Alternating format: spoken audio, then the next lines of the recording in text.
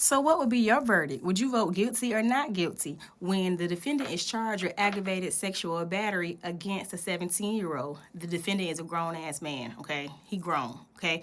The victim, 17. Victim comes home late after curfew around 2:30 or 3, okay? She's drunk. Defendant texts victim's mom to let her know, hey, your daughter just came home. One, she's past curfew. Two, she's been drinking, okay? The victim says she goes into her room and she goes to sleep, and then she says the defendant comes in and sticks his finger in her vajayjay, okay? Private part, vajayjay. Follow me.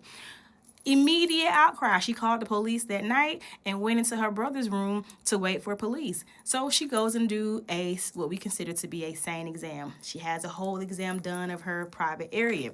They take DNA from her private area and also from the defendant. No DNA found on the defendant's hands, fingers. The DNA they did not find any DNA from the victim. Now, the DNA that was on the victim's vajayjay could not concretely or confirm that it belonged to the defendant, but it did exclude the brother. Keep in mind, the victim came home from being at a party that she did not want to testify to and did not want to give the details, but eventually said she had a couple of drinks, she drunk, and then she came home. Now, there were parts of the story where the victim stated that she didn't like the defendant and the defendant was creepy and would write her letters. And there was a letter, 2 letters at least, where one, there is a question as to who wrote it. The top of one letter is written one way, all caps.